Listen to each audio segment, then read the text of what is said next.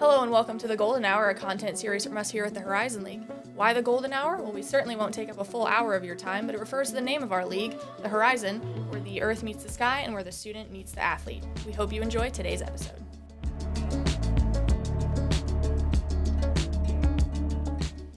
Hi, welcome to the Golden Hour, a content series from us here at the Horizon League. I'm Rachel White, here with Chet Cooper. And we're going to get to know Chet, his role at Youngstown State, and some other fun things about him in this episode.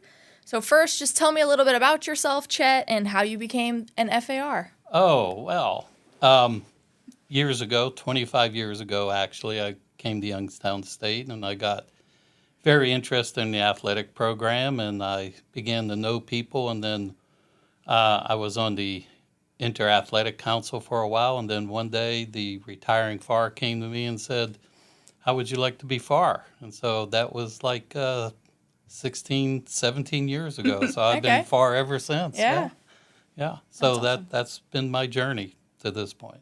Okay.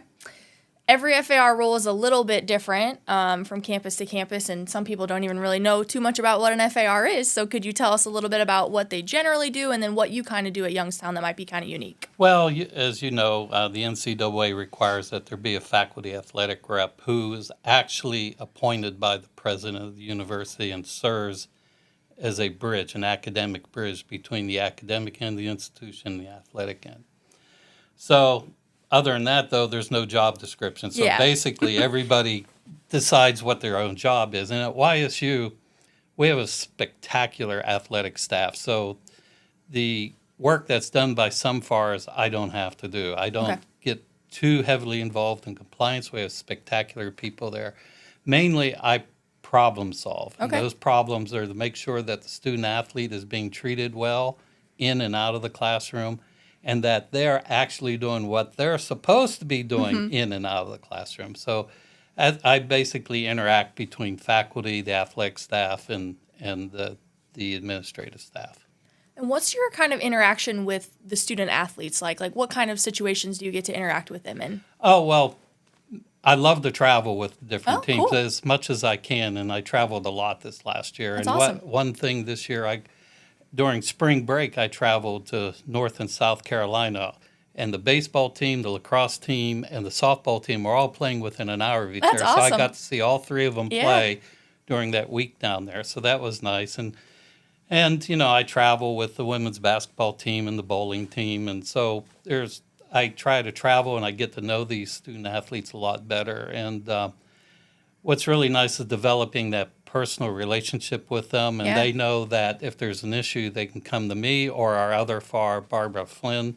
You know, so we're developing these personal relationships, getting to know these student athletes a lot better. That's awesome. I'm getting to see a lot of great competition. National championship bowling team over there at YSU. That was spectacular. I didn't get to go to Vegas with the team. I was in a hotel room someplace and screaming, and that people knocking on my door and telling me to be quiet. But it was great watching them succeed. That's amazing. What would you say your favorite thing is about being an FAR? Getting to know the student athletes as well as the athletic staff, and developing those relationships between them all, and making sure that our student athletes are doing the right thing and that our faculty are doing the right thing with regards to our student athletes as well. So it's just that balancing act and making sure everybody's happy and taken care of. People are doing what they're supposed to be doing. Yeah, that makes a lot of sense.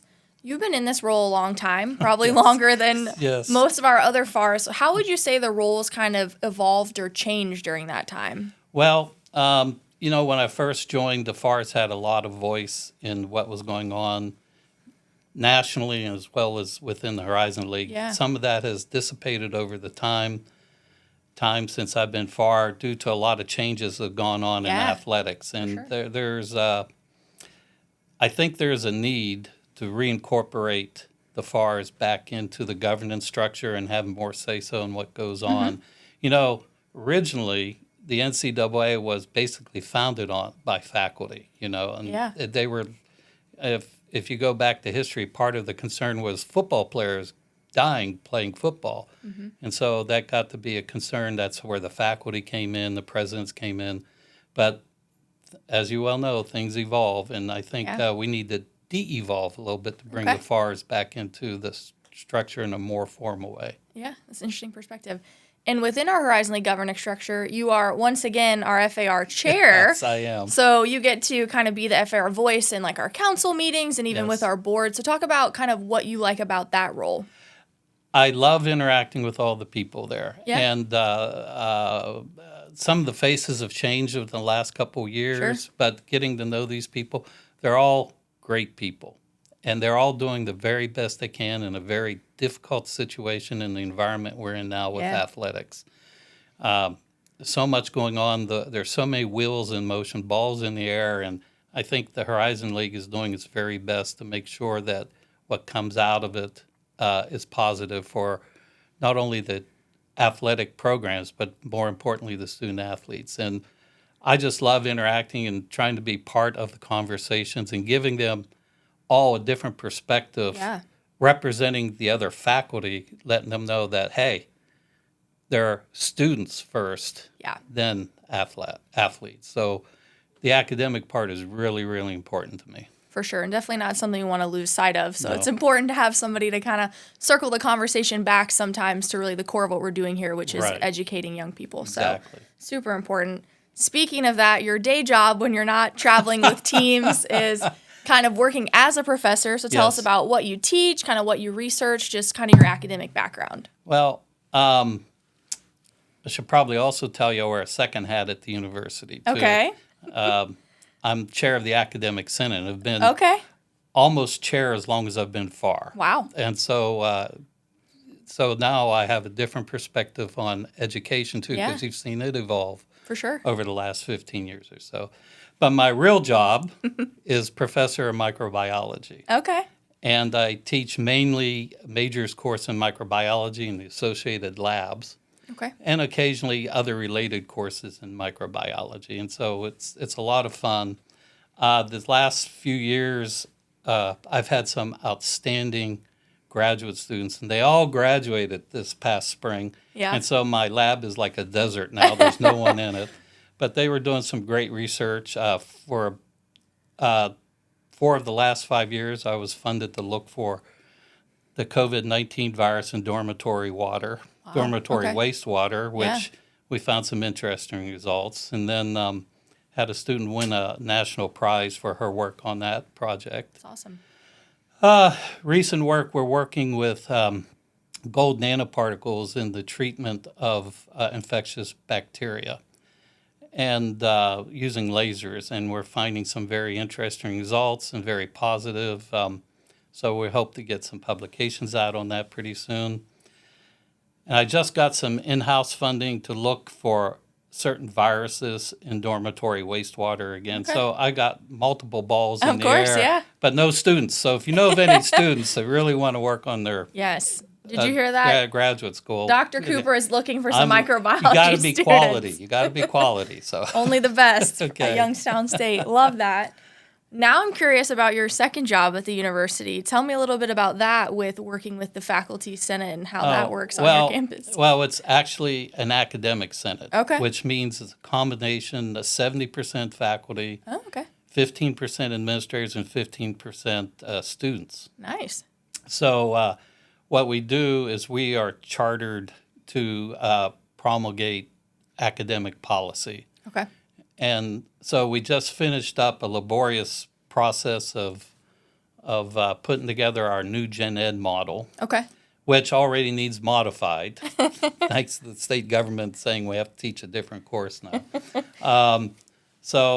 It's sometimes it's like herding cats. Yeah. You know, trying to get 100 people to come in and agree on things, and so I'm very much involved between the faculty and administration, and it's just making sure everything's balanced, that we're doing the right things for our non-student athletes as well. Yeah. And I really try to emphasize that all the students need to be treated equally regardless. So we have some policies that we make every year regarding, for instance, recently our community college in Yeah. Youngstown closed, and so we took those students, but we had to change many of our policies to Yeah. get these students in. For sure. So it's regular chore of trying to herd cats all the time. Sounds like quite a heavy lift, Chet. That's okay. I mean, it's kind of fun. Again, Yeah. I get to deal with people and try to resolve issues between different factions and things. So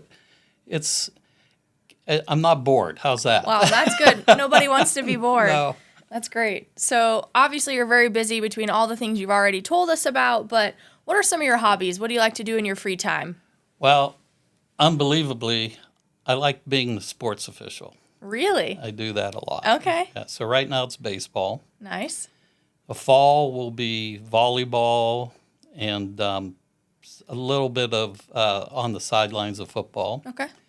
And then sort of the fall, spring is basketball. Yeah. So I officiate all those sports, and it lets me forget all the other stuff that's going on in my life. And, Yeah. and I love watching young people play and carry on and try to make sure that the game is fair and balanced with whatever I'm officiating at that time. So that's kind of my hobby. The other Okay. hobby is just making sure my wife Karen is happy, and as you well know, that's the key Yeah. to a happy marriage. Just do what you're told. So, Sounds like a great policy. What made you want to get into kind of sports officiating?